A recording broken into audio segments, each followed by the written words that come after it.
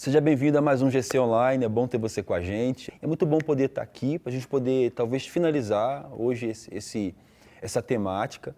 E hoje é um GC livre, né? A gente sabe que pelo menos uma vez por mês, cada um dos nossos GCs ele tem um tema livre. Para que serve o tema livre? O líder de GC, juntamente com o próprio GC, com os irmãos e irmãs, vão abordar um assunto talvez mais específico próprio do GC. Então, a cada mês, a gente tem essa chance de conversar um pouco de forma mais livre sobre um assunto que conversa mais com o nosso GC também. Mas antes da gente começar aqui esse tema livre, eu quero poder orar por você, por nós que estamos aqui, em nome de Jesus. Pai, obrigado, Deus, por esse dia, pela nossa vida. Obrigado, Pai, pela sua bondade, pela graça do Senhor. Obrigado, Pai, por tudo que o Senhor tem falado com a gente ao longo de todos esses meses, Pai, a cada GC. E o nosso desejo é, Pai, de podermos viver aquilo que a gente tem aprendido aqui, Pai. Dê graça aos ouvintes, nos faça praticantes, ó Deus. Nos faz praticantes também, para que possamos, ó Pai, manifestar o Teu reino, Pai, em tempo oportuno, em lugares, ó Pai, antigamente assolados. A fim, ó Pai, de cada pessoa que tenha contato com a gente, automaticamente e consequentemente tenha um contato com o Senhor também. Obrigado por mais um dia de vida, obrigado pela sua bondade, em nome de Jesus. Amém. Raíssa. Amém, aleluia. Nós te adoramos, Jesus. Tu és grande, grande é o poder que há em teu nome.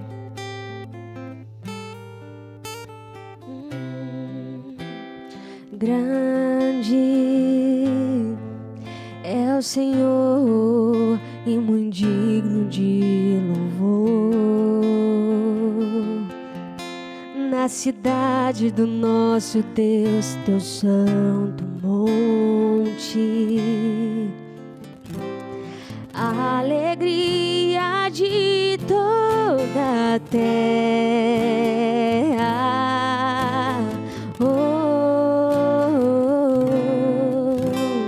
Grande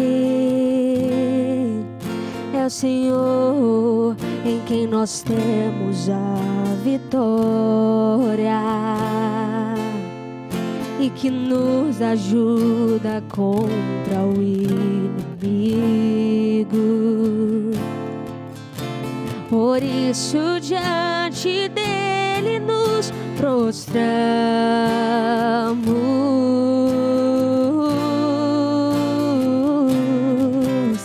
queremos o teu nome engrandecer e agradecer-te por tua obra em nossas vidas. Confiamos em teu infinito amor, pois só tu és o Deus eterno sobre toda a terra e céus.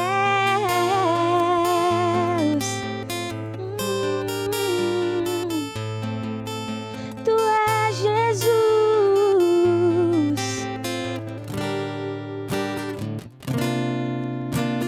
Grande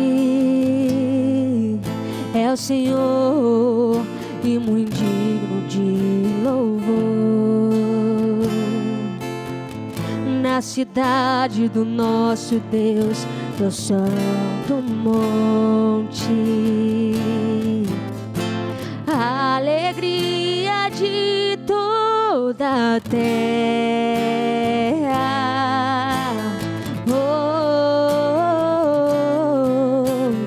Grande é o Senhor em quem nós temos a vitória e que nos ajuda contra o inimigo. Por isso diante dele nos prostramos,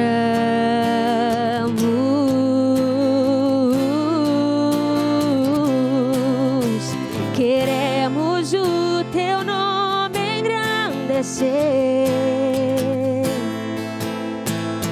e agradecer-te por tua obra em nossas vidas. Nós confiamos em teu infinito amor, pois só tu és, pois só tu és o Deus eterno sobre toda a terra e céu. Nós queremos te engrandecer, Jesus. Queremos o teu nome engrandecer e agradecer-te por tua obra em nossas vidas. Nós confiamos em teu infinito amor,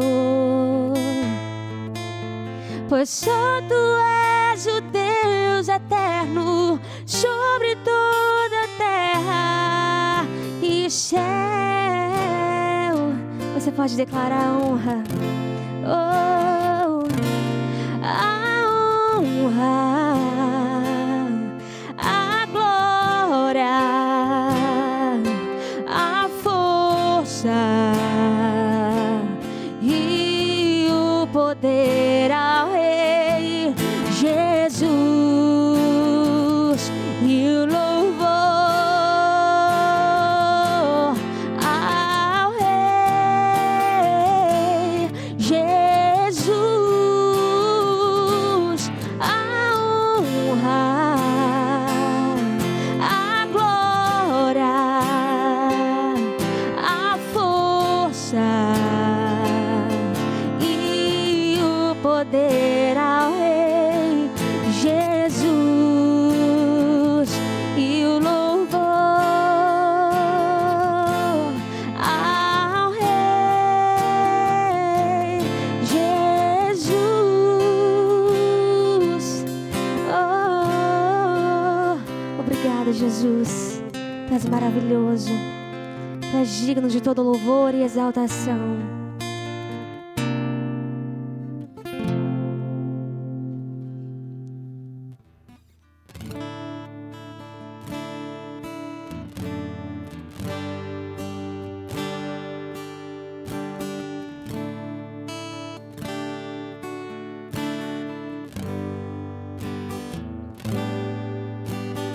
Quão formoso és, Rei do universo, tua glória enche a terra, enche os céus.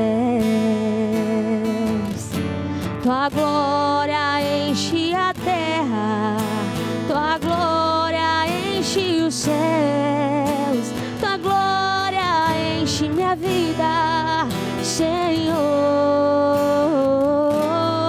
Maravilhoso é estar em tua presença. Maravilhoso é poder te adorar. Maravilhoso é tocar em tuas vestes. Maravilhoso é te contemplar, Senhor. Maravilhoso és. Maravilhoso é estar em tua presença. Maravilhoso é poder te adorar. Maravilhoso é tocar em tuas vestes. Maravilhoso é te contemplar, Senhor.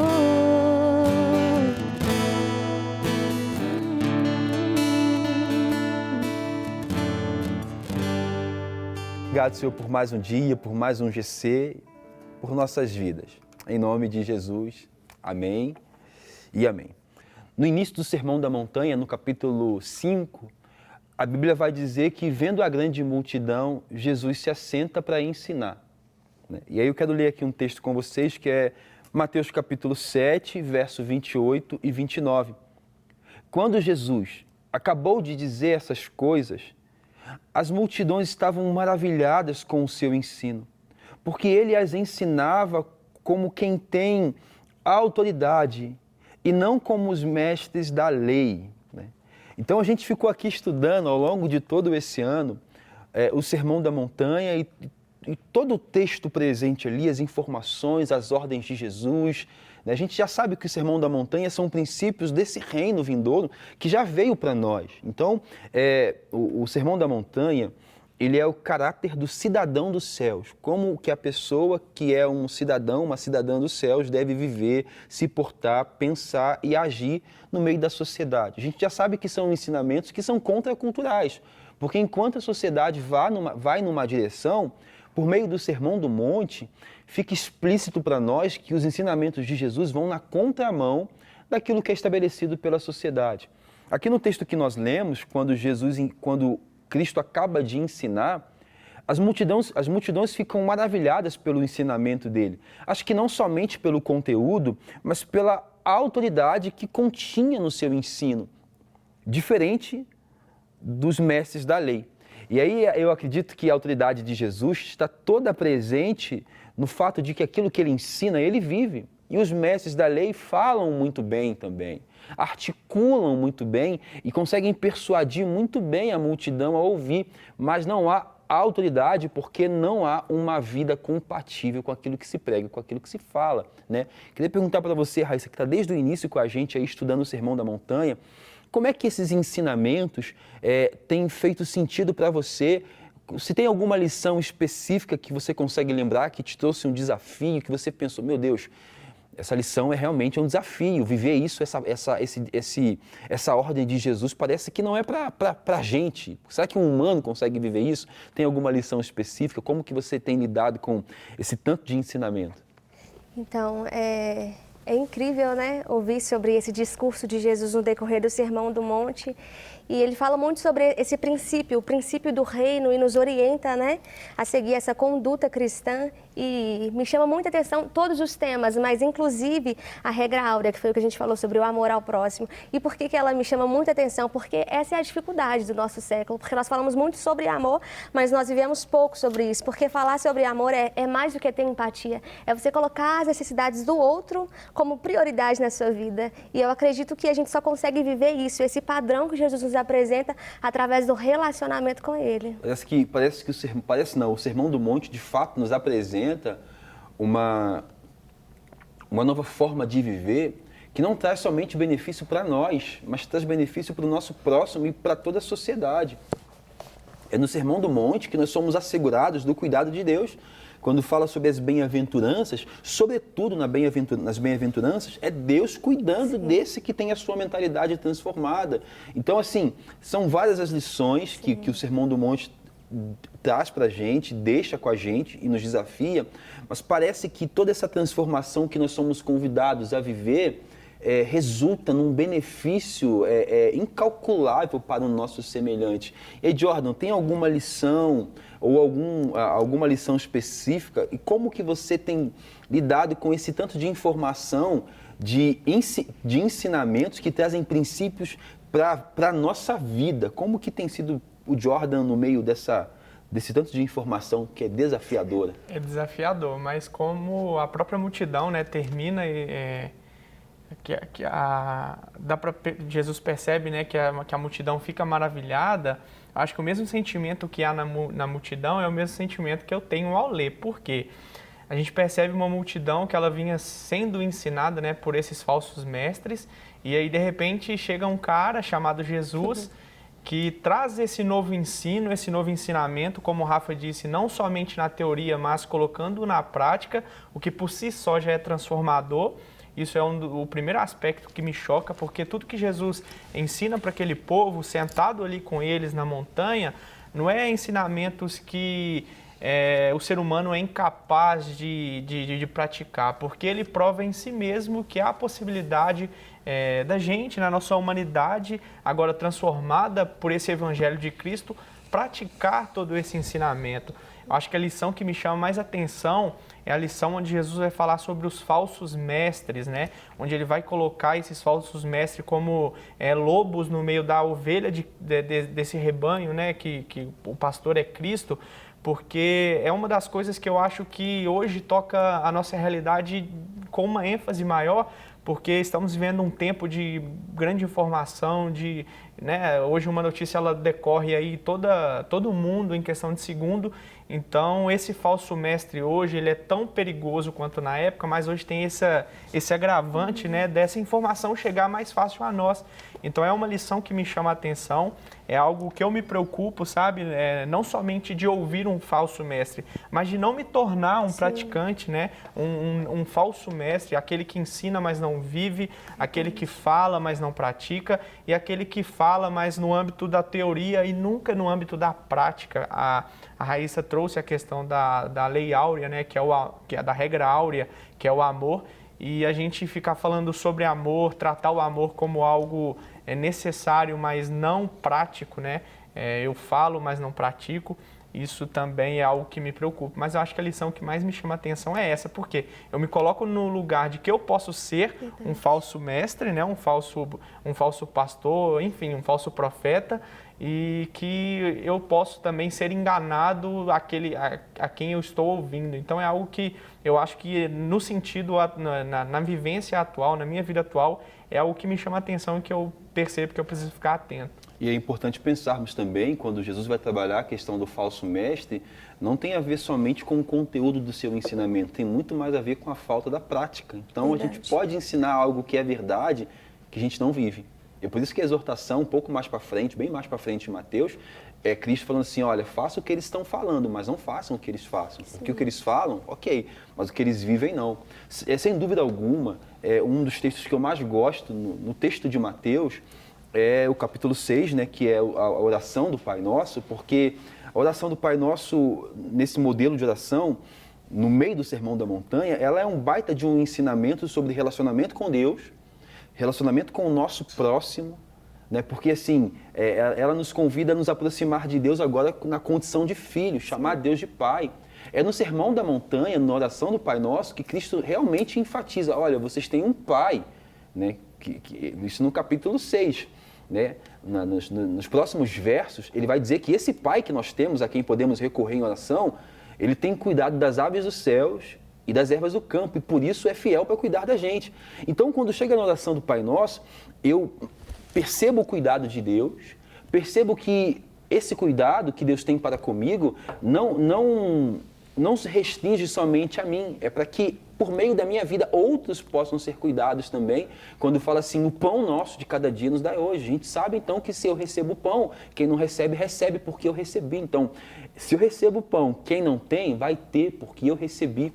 Então, no Sermão da Montanha, é um nível de relacionamento com Deus que nos faz nos relacionar de forma mais saudável com o nosso próximo. A gente tem uma série de situações aqui sobre não julgar, sobre não matar, sobre você não se vingar, né? Sobre você não trair. Tudo isso que toca o nosso próximo tem a ver com essa nova mentalidade dessa pessoa que faz parte desse reino agora, que não é desse mundo. Então, quando as multidões ficam maravilhadas com o ensinamento de Jesus, é porque eles ouvem um ensino que parece que faz todo sentido, e faz sentido porque ao olhar para ele realmente fala o que ele está vivendo. E quando se olha para os mestres da lei, eles falam coisas bonitas, palavras talvez bonitas, mas não se vê na vida deles. Eles são aquilo que a própria palavra denuncia, são sepulcros caiados, né? Porque falam muito bem, mas não vivem, né? E a autoridade das palavras de Jesus é porque há exatamente essa exatidão, há esse vínculo entre o que se prega e o que se vive. Então nós somos aqui desafiados a observarmos isso no Sermão da Montanha, que quando Jesus falou o que está relatado aqui, ele falou do que ele vivia, né? E Jordan falou muito bem. A gente pode ler o Sermão da Montanha e se entristecer e falar, meu Deus, isso não é possível para uma pessoa. Uma pessoa não pode viver isso, mas claro que pode viver. Por quê? Porque Jesus, que é uma pessoa, viveu isso, né? E por ele, nele, a gente consegue exatamente viver, né? E perceber. Agora, se no Sermão da Montanha é dito que nós somos sal da terra e luz do mundo, Jesus, com o seu discurso atrelado à sua vivência, apresenta autoridade. O que se espera de nós é que o nosso discurso seja atrelado a uma vivência para que o nosso ensinamento também tem autoridade, porque nós somos esses enviados por Jesus. Fica uma pergunta, né?